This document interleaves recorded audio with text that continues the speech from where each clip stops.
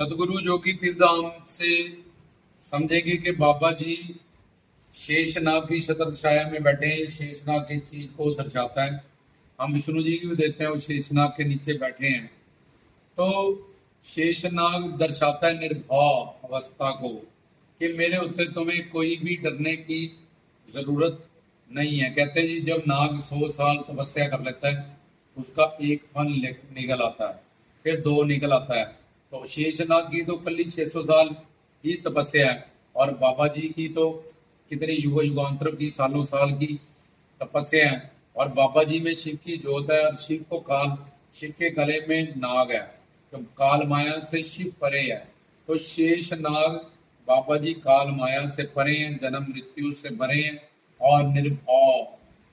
जैसे हम गुरबानी पढ़ते हैं तो एक ओंकार सतनाम करता पुरख निर्भय आता है। एक जो भगवान का रूप होता है, जब जुड़ जाता है, जब अवतार होता है, वो उसको किसी तरह का कोई डर नहीं होता। तो वो हर डर से दूर रहता है, उसको कोई भी डर या चिंता परेशानी सता नहीं सकती है। तो बाबा जी की निर्भय, जब विष्णु जी उसके नीचे बैठे हैं, कि उनको किसी बात का डर नहीं है। इसलिए बाबा जी कहते हैं, जो मुझे मानने वाले हैं, मुझसे जुड़ने वाले हैं, वो भी हर तरह किसी डर से, उनको डरने की जरूरत नहीं है। यमदूत काल माया उनका कुछ नहीं बिगाड़ सकता। मेरे शरणागत रहे, गुरु के शरणागत रहे। तो शेषनाग उनके, अगर शेषनाग को शेषनाग भी माना जाए तो सिर्फ 600 साल की है उसकी तपस्या है। और बाबा जी की सेवा में हम कह सकते हैं वो छत्र छाया करके उनकी सेवा में बैठा है, क्योंकि बाबा जी सुप्रीम पावर है। जैसे गुरु पीर साधु संत फकीर हम देखते हैं, जो गुरु नानक देव के दुख पड़े थे मुंह पे, तो शेषनाग ने आगे छत्र छाया की। जब कृष्ण भगवान को लेके जा रहे थे वासुदेव यमुना से, तो शेषनाग बारिश पड़ रही थी, उन्होंने आके अपना फन ऊपर किया। इसी तरह से बाबा जी के पास शिव शक्ति है, शिव की जोत है, वो अवतार है। तो उनकी सेवा में शेषनाग हम कह सकते हैं। लेकिन शेषनाग में जो मेन हमें दिखाया जाता है, मतलब ज्ञान इससे हमने लेना है कि बाबा जी निर्भय निर्वैर है, और जन्म मरण से वो परे हैं, उन पे काल माया से वो परे हैं। उनमें शिव की जोत है, उनमें शिव शक्ति है। और बाबा जी कहते हैं कि 6 शास्त्रों का जिसको ज्ञान है, उसकी छत्र छाया में तुम रो। अब 6 शास्त्र क्या है? जैसे योग, ये पतंजलि का बनाया हुआ है, जिसमें योगासन वगैरह हमें सारा ज्ञान मिलता है। ऐसे ही कर्म मीमांसा, साख्य, विशेषिक, योग, ऐसे 6 शास्त्र हैं, जिनमें के 4, पहले एक वेद था, वेद व्यास जी ने 1 के 4 किए, और फिर उनको समझाने के लिए 6 शास्त्र तैयार किए, ताकि कलयुग में दिमाग और कम हो जाएगा, कैसे बंदे संस्कृत समझेंगे, या ये इसमें जो विरोधाभाव की बातें हैं समझ नहीं पाएंगे, और प्रॉपर हिंदी में लिख दें, आसानी से लिख दें।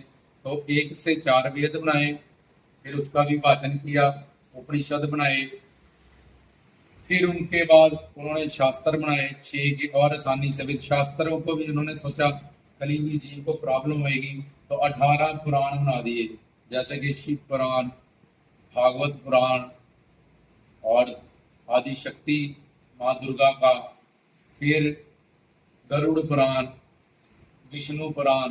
तो इस तरह से उन पुराणों से समझा जाए, वेदों को आसानी से हिंदी समझ आए, गुरु के पास जाएं, उनसे ये समझा जाए। तो इसलिए अब वो 6 शेषनाग, कुछ 6 शास्त्रों का ज्ञान रखने वाला श्रोत्रिय ब्रह्मनिष्ठ पूर्ण सदगुरु की शरण छाया में तुम्हें रहना, ये उसका बाबा जी के शेषनाग का दूसरा प्रतीक है। शेषनाग को दूध का भोग लगता है।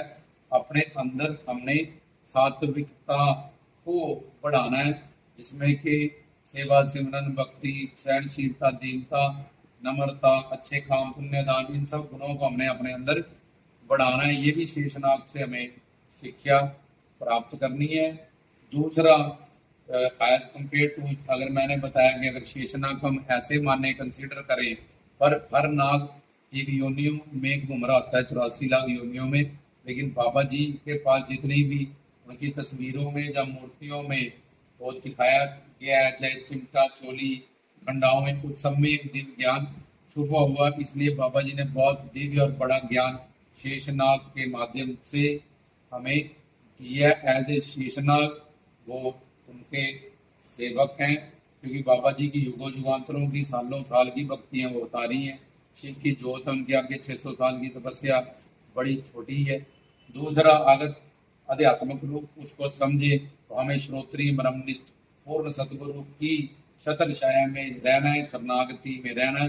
फिर हमें काल माया से डरने की जरूरत नहीं है। कोई भी चिंता परेशानी डर जीवन मृत्यु का यमदूतों का यहाँ भी और चोला छोड़ने के बाद भी हमें निर्भय होकर रहना है, अपने गुरु के आश्रय बाबा जी के आश्रय और उनकी छत्र छाया और शरणागति में ही हमेशा रहना। ये भी शेषनाग को दर्शाती हैं सारी बातें। जय भगवान।